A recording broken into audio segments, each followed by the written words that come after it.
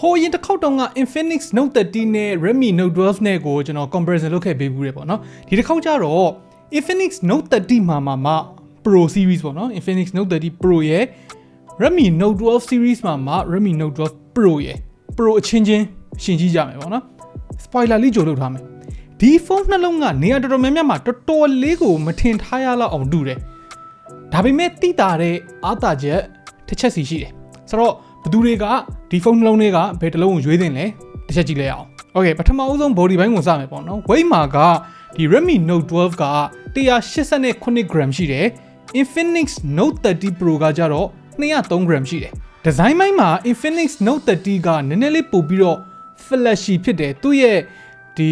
gradient ရောင်ပြေးပေါ့နော်အပြာနဲ့လိမ်မော်နဲ့အဲ့ဒီ gradient ရောင်ပြေး design ရယ်သူ့ရဲ့ဒီ camera module ထားတဲ့ပုံစံကြောင့်ရယ်ပြီးတော့သူ့ရဲ့ဘေးပေါင်က glossy ဖြစ်တာကြောင့်ရယ်သူကနည်းနည်း flashy ဖြစ်တယ်နည်းနည်းတောက်ပြောင်ဖြစ်နေလိမ့်မယ်ပေါ့နော်ဆိုတော့ Redmi Note 12ဘက်ကိုဆက်မယ် Redmi Note 12ကကြတော့နည်းနည်းလေးပို့ပြီးတော့ design မှန်ပို့ပြီးတော့ညိန်တဲ့ဘက်ကိုသွားတယ်လက်ထဲမှာကန်ရတဲ့ခန်းစားချက်က Redmi Note 12 Pro 5G ကိုပို့သဘောကျတယ်ဒါပေမဲ့ cover တက်ကင်လိုက်ရင်တော့ဘာမှထူးတော့မှာတော့မဟုတ်ဘူးပေါ့နော်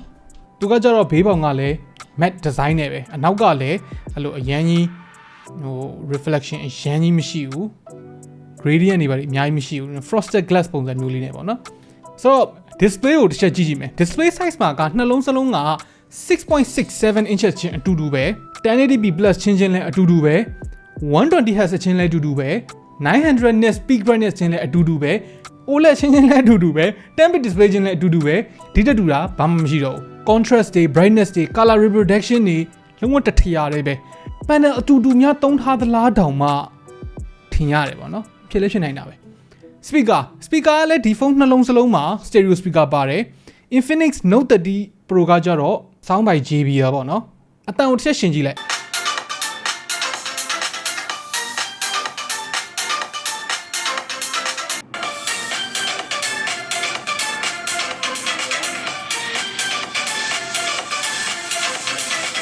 ဒီနေရာမှာလည်းပြောရင်အရင်ကြီးမကွာဘူး Infinix Note 30 Pro ရဲ့အတန်ကနည်းနည်းပို့ပြီးတော့treble များတယ်နည်းနည်းပို့ပြီးတော့ bright ဖြစ်တယ်Redmi Note 12 Pro မှာကြတော့နည်းနည်းလေးပို့ပြီးတော့ bass များတယ်ပေါက်ရှာသာကွာခြားချက်ကိုရှင်းရတယ်တကယ်တမ်းကတော့အတူတူပဲလို့တောင်ပြောလို့ရတယ်အတန်ကြေတာချင်းလည်းအတူတူလောက်ပဲ Okay battery ဘိုင်းမှာလည်းအတူတူပဲ9000 mAh ချင်းလည်းအတူတူပဲအားသွင်းတဲ့ speaker လည်းအတူတူပဲလို့ပြောလို့ရတယ်Infinix Note 30 Pro မှာ 68W PD 3.0 Redmi Note 12 Pro မှာ 67W PD 3.0 1W ပဲကွာကဲတူတာတွေပြောပြီးပြီဆိုတော့မတူဘဲနဲ့တယောက်နဲ့ကွာခြားတဲ့အတားချက်လေးတွေပြောမယ် Infinix Note 30 Pro နဲ့စမယ် Infinix Note 30 Pro ကကင်မရာဘိုင်းမှာနည်းနည်းလေးပိုအားတာတယ်လို့ခန်းစားမိတယ်ပေါ့နော် Infinix Note 30 Pro ရဲ့ကင်မရာ setup ကသူက108 megapixel wide ရယ်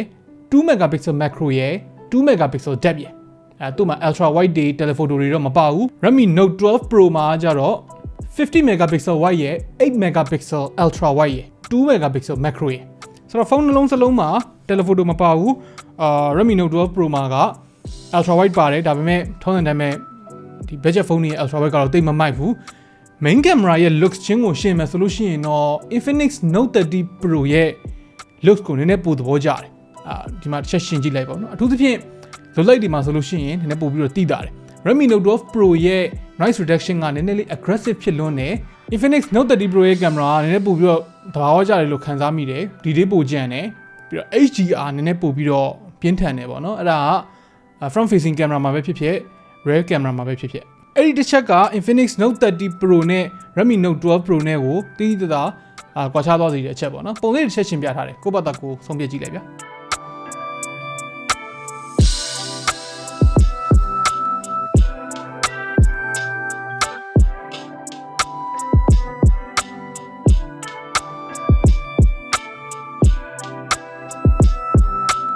selfie camera မှာ Infinix Note 30 Pro က32 megapixel f2.0 Redmi Note 12 Pro ကကြတော့16 megapixel f2.5 ဆိုတော့ selfie မှာလည်း Infinix Note 30 Pro ကတိတိကျကျပိုကောင်းတယ် Infinix Note 30 Pro တာပြီးသွားပြီဆိုတော့ Redmi Note 12 Pro ဘက်ကိုဆက်မယ်ပေါ့နော် Redmi Note 12 Pro ရဲ့အားသာချက်အဲ့ဒါကတော့ performance ပဲထုံးစံတိုင်းပဲပေါ့နော် SoC မှာ Infinix Note 30 Pro က Infinix Note 30မှာတော့သုံးထားတဲ့ G99 ကိုပဲဆက်သုံးထားတယ် Redmi Note 12 Pro ကကြတော့ Dimensity 1080နဲ့ဖြစ်သွားပြီဆိုတော့ဒီကောင်က20ရာခိုင်နှုန်းလောက်ပုံမြန်တယ်အဓိကကွာသွားတာကတော့သူက performance score မှာ performance score နှစ်ခုမှာ G99 က Cortex A76 ကိုသုံးထားပြီးတော့ Dimensity 1080ကကြတော့ Cortex A78 ကိုသုံးထားတာgame မဆောက်ဘူးဆိုရင်တော့သိတာမှာမဟုတ်ဘူးဒါပေမဲ့ game ဆောက်မယ်ဆိုလို့ရှိရင်တော့ Redmi Note 12 Pro ကပိုကောင်းနိုင်မယ်ပြည့်စုံပြတော့မဟုတ်ဘူးဒီဈေးမှာကတော့ Dimensity 1080ရဲ့ SoC ကပို့ပြီးတော့အဓိပ္ပာယ်ရှိတယ်ဒီနေရာမှာ Redmi Note 12 Pro ကတိတိကျကျကိုတားတယ်ဆိုတော့ဒီဖုန်းနှလုံးကရွေးရတာလွယ်လွယ်လေးပဲ performance ကိုဦးစားပေးခြင်းနဲ့ဆိုရင် Redmi Note 12 Pro 5G ကိုရွေးကင်မရာဘက်ကိုနည်းနည်းပို့ပြီးတော့အလေးထားခြင်းနဲ့ဆိုလို့ရှိရင် Infinix Note 30 Pro ကိုရွေး Infinix ရဲ့ approach က Infinix Note 30မှာတော့ဈေးသက်တာနဲ့